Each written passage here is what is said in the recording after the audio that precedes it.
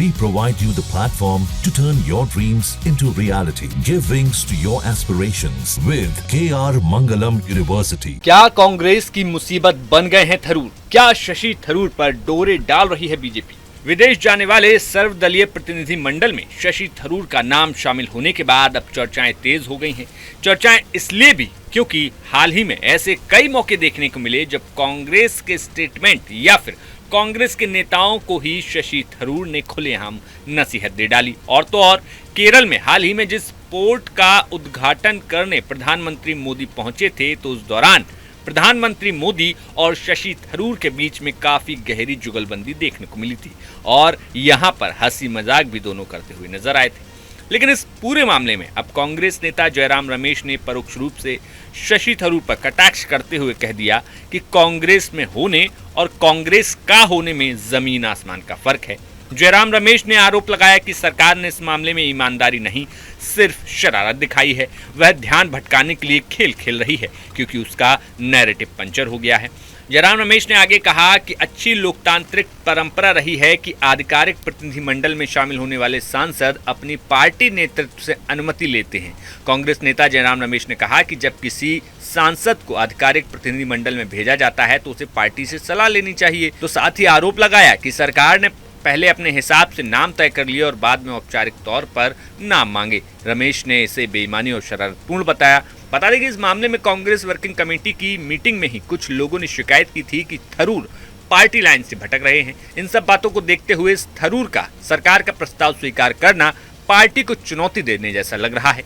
लेकिन इन सब शिकवा शिकायतों के बावजूद कांग्रेस शशि थरूर के खिलाफ कोई कदम नहीं उठा रही। कांग्रेस पार्टी थरूर के बारे में फैसला लेने से पहले कई बार विचार कर रही है। सबसे जरूरी बात यह है कि केरल में आने वाले चुनाव में पार्टी को लेफ्ट और फ्रंट और बीजेपी से कड़ी टक्कर मिल रही है। बीजेपी कांग्रेस के वोट बैंक में सेंध लगाने की कोशिश कर रही है, लिहाजा कांग्रेस को पता है कि बीजेपी थरूर के कंधे पर बंदूक रखकर चला रही है। ऐसे में कोई फैसला लेने से पहले कांग्रेस हाईकमान विभिन्न पहलुओं पर विचार करेगा।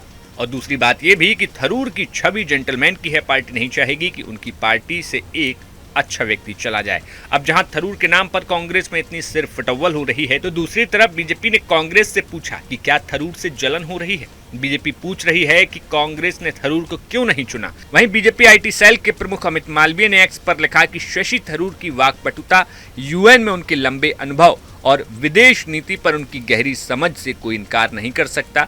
तो फिर कांग्रेस पार्टी और खासकर राहुल गांधी ने उन्हें क्यों नहीं चुना? क्या ये असुरक्षा है, जलन है, या फिर उन लोगों के प्रति असहिष्णुता है जो हाईकमान से आगे निकल जाते हैं?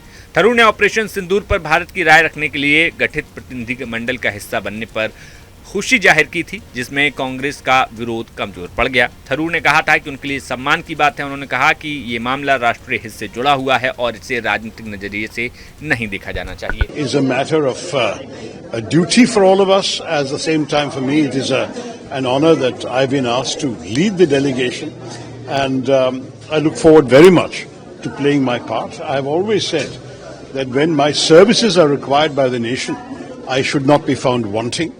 And I had no hesitation in accepting the kind invitation of the government, which, to my mind, is nothing to do with politics and everything to do with our country's national interests. And national interests, to my mind, are always above everything else.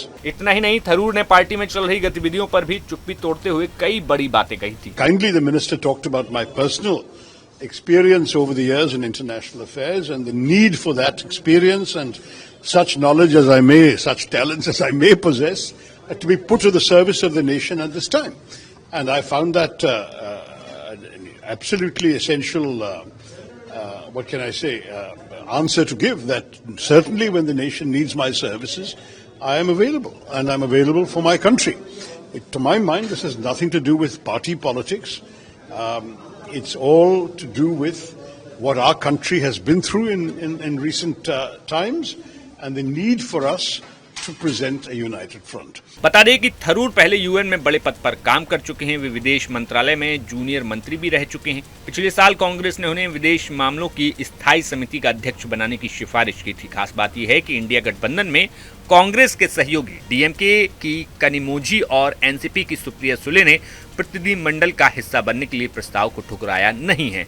अन्य प्रतिनिधिमंडलों का नेतृत्व रविशंकर प्रसाद BJP से, JDU से संजय झा और श्रीकांत शिंदे शिवसेना और विजयंत पांडा BJP से करेंगे। सरकार ने कांग्रेस के इस दावे को खारिज कर दिया कि पार्टी को यह तय करने का पूरा अधिकार है कि प्रतिनिधिमंडल में कौन शामिल होगा।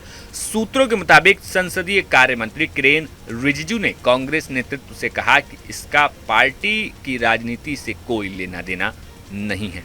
Bureau report, news nation. News nation अब व्हाट्सएप पर खबरों के ताजा अपडेट के लिए न्यूज नेशन के इस क्यूआर कोड को स्कैन करें।